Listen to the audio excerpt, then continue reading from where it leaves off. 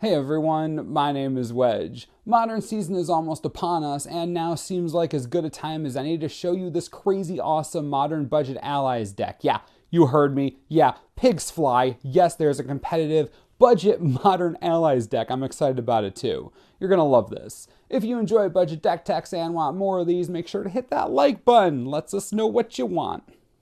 Before we get started, let's talk about the word budget. Most of you think it's $20 or $50, and I would love that. I would love it if that were really budget for modern, but it's not. I asked around, and it seems like the consensus is around $200 to $300 for something that can compete at a Grand Prix level, or at least go 4-0 at your local F&M. This deck can do that, and it's going to cost you around $220. Possibly a little less, possibly a little more, but either way, we're talking about a strategy that's less than a third of the cost of the average Tier 1 Modern deck. It's almost 10 times cheaper than Jund, for goodness sake. Alright, just enjoy the deck tech and get ready to love allies forever. We'll begin with our mana base. The deck runs 4 Windswept Heath and 1 Wooded Foothills for fetch lands, 1 Sacred Foundry, 1 Stomping Ground, and 1 Temple Garden to be fetched 4, and 4 Ally Encampment, 4 Ancient Ziggurat, and 1 Mana Confluence as the remaining non-basics. Ally Encampment is free color fixing, there's no reason not to play it. Plus, worst case scenario, you can sacrifice it to save an important ally. Ancient Ziggurat is basically broken in this deck since we're running 32 creatures, so it'll be turned on all the time. Haven't had one game where the Ziggurat was a useless land. Supremely underrated. Mana Confluence is there mainly for additional color fixing. Alongside 1 forest and 2 plains, this is your 20 land mana base. This is an ally deck, so we need to run allies. We run a lot of allies. We run 32 allies. The bottom of our curve is a playset each of Expedition Envoy and Hada Freeblade. The Envoy is a cheap ally that'll trigger all of our other allies, and the Freeblade is simply going to get irresponsibly huge if it isn't dealt with quickly. There will be a point when that guy gets at least 3 counters in 1 turn. Hada Freeblade is one of the better allies in the deck. Aggression is good.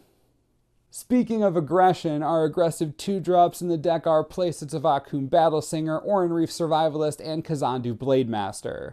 The Battlesinger, even on turn 2, can bring 3 power on the attack thanks to haste, buffing itself, and buffing your probable 1-drop you played on the first turn.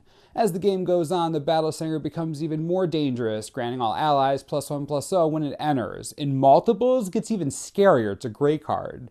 The Blademaster is Hada Freeblade on steroids. Double white mana would be problematic if we didn't have Encampment, Ziggurat, and fetch lands, but we do have them, so double white is never difficult to get ever. It's actually kind of amazing.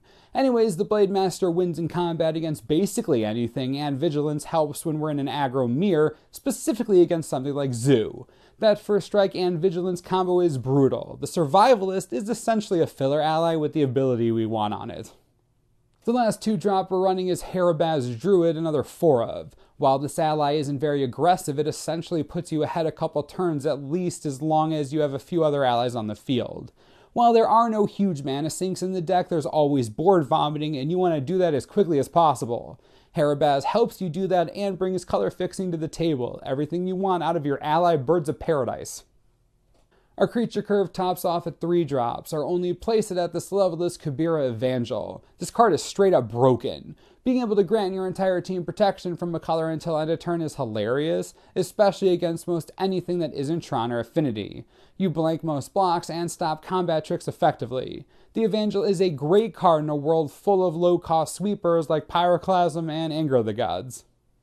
Our last 4 creatures are made up of a pair of Firemantle Mage and Lantern Scout. The Mage grants evasion on a stick. Most strategies cannot deal with Menace all that well. Giving it to all of your creatures just by entering the battlefield, yeah, you'll take that all day. Especially your Hada Freeblade, which is now probably gigantic. Lantern Scout is a main deck answer to the obvious increase in affinity and burn we're seeing since Twin and Bloom got banned. It's possible that if you have even just a couple allies on the battlefield when the Scout hits play, your next attack could end the game straight away. Gaining 7 to 10 life out of nowhere and then having the ability to do that again the next turn is too difficult for these decks to deal with if they don't have an immediate answer.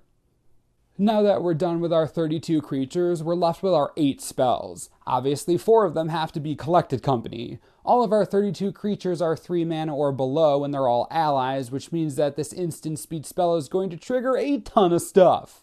Collected Company becomes a killer combat trick. It also becomes a great way to slow roll protection from the Evangel. Your opponent goes to Anger of the Gods, you Collected Company in response with the Evangel out, brutal. Total blowout.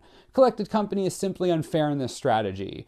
32 creatures, all of them instant speed dangers. Also, for the record, Collected Company is justification to run fetch lands. The more we thin out our deck, the more consistent our companies will be. Just a small thing, but small advantages add up.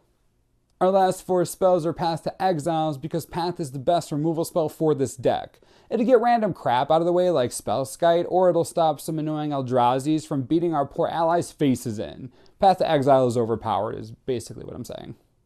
This is an aggressive deck, but it's a little different from most. Instead of just beating your head against the table over and over again, make sure that your opponent doesn't take down your creatures in exchange for damage. Every single one of your allies gets better as the game goes on. Do not go trading them off in combat, even if it means getting a few less points of damage in. You don't want to do that. If you can't force your opponent into making unfavorable blocks, then just hang back and wait for the next ally trigger. You are in a rush to win, but not so much so that you have to sacrifice everything you're building. Time to talk sideboard. Affinity is a hit or miss matchup for you. If you go first, great. If you don't, you have to hope for the right draws and hope they don't cranial plating a flyer since you're a bit weak to fly in game 1. After that, bring an Ancient Grudge, possibly Wear Tear. It might even be beneficial to stick a few Ondu Clerics and another Lantern Scout in there. Granted, Ondu Cleric's main job is to fight burn, it's decent against the robots. The best trump card against Affinity though? Tuk Scrapper. If you can get it into play, I don't think they win without removing it instantly. It's so good. Against Infect, you really want some Spellskites on sideboard, even if they are expensive. You need to be able to steal their pump spells away from their unblockable Infect creatures. Against strategies where you're forced to trade your creatures or the games end up being grindy, something like Kiki Court or Zoo or even Junder Junk, Return to the Ranks gives you so much value, it's basically impossible to quantify it. In these grindy games, you will lose a ton of creatures, it's just how it goes. You won't be able to save everything with your Evangel. When this happens, Return to the Ranks brings everything back, and you get so many triggers, your opponent will probably get a nosebleed. It's amazing for those decks. The last bit of tech I want to mention is Chameleon Colossus, mainly for Jund and Junk, but also for any deck that bases most of its removal in black. Having Pro Black on a giant ally is pretty sweet, especially when it can pump itself to high heaven. Just a nice bit of additional insurance against black heavy decks. All that's left is to talk upgrades. Thankfully, because we're running a Collected Company deck, the creature package is basically perfect for what we want. That goes for the spells as well. It's really just the lands that could use improvement. Remember, Collected Company wants you to use fetch lands. It makes your draws more consistent. If you have room to up the budget, replace one of your basic lands with another fetch land, either a Wooded Foothills or an Arid Mesa. Mesa would be better. The last big change you should make? Remove your Ancient Ziggurats for a playset of Cavern of Souls. It almost doubles the price of the deck, but Cavern of Souls is a broken card, and making all your allies uncounterable is also broken. It's the best card in the non-budget version. I think that's going to do it for this deck tech. Let me know what you think about budget modern allies in the comments below. If there are any changes you'd make, please share them. Always looking to make this list better.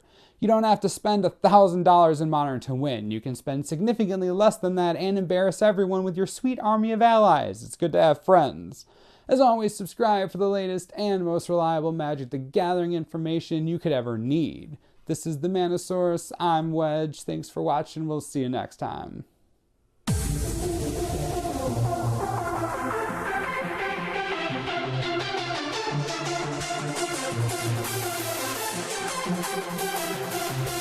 Wow.